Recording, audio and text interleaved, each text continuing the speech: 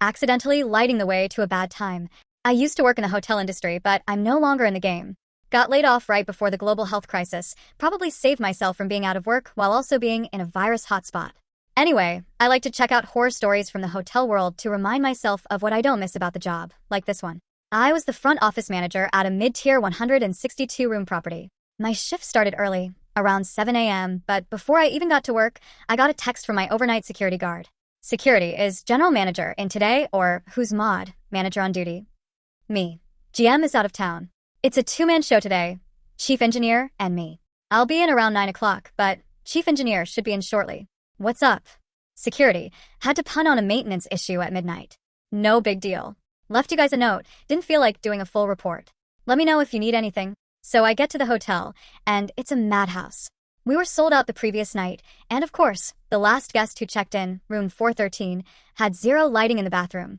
Good times. Security and the audit team borrowed lamps from my office to light the way for the guest.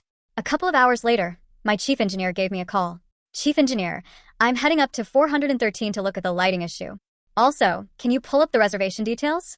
I need to ask about the guest. I pull it up and sure enough, 2 guests, 2-night stay. I figure everything's normal. Then my phone buzzes with a follow-up. Chief engineer, I think I smell weed in there. Me. Blinking in confusion, are you sure? Chief engineer, yeah, pretty sure. You want me to wait for you? Me. Yeah, I'll be up in a minute.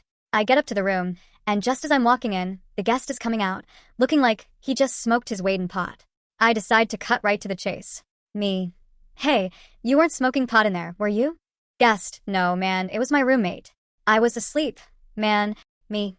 Sigh, I don't care who was smoking. I'm kicking you out. The cops will be here in half an hour. I suggest you're gone by then. I get back to my office, feeling pretty good about myself. 30 minutes later, my chief engineer and I head back up to 413 to make sure the room was clear for housekeeping. When we get there, the room is empty. But then, chief engineer calls out from the bathroom. Chief engineer, hey, you notice anything weird? I walk in to see him flipping the lights on and off like he's discovered electricity. Me. Why are you playing with the lights? Chief engineer, the lights work and your lamps aren't in here anymore. It hits me, my lamps were stolen and now the lights actually worked. We laugh it off and head back to the office, thinking maybe we misread the note. But then I check with the desk agent and she's like, no, I got a note from the auditor saying 413. I call security and she's like, I don't remember, but it was somewhere near the elevator. Spoiler, it wasn't 413. It was room 314, checked in at midnight. And guess what? Found the lamps. A few hours later, my desk agent calls. There's a lady on the phone, asking about credit card charges. Me. Answering the phone, hotel. How can I help?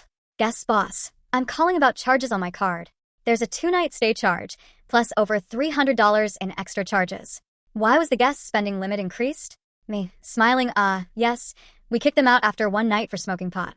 We charged them for the 2nd night because the room was out of order, plus a $250 cleaning fee.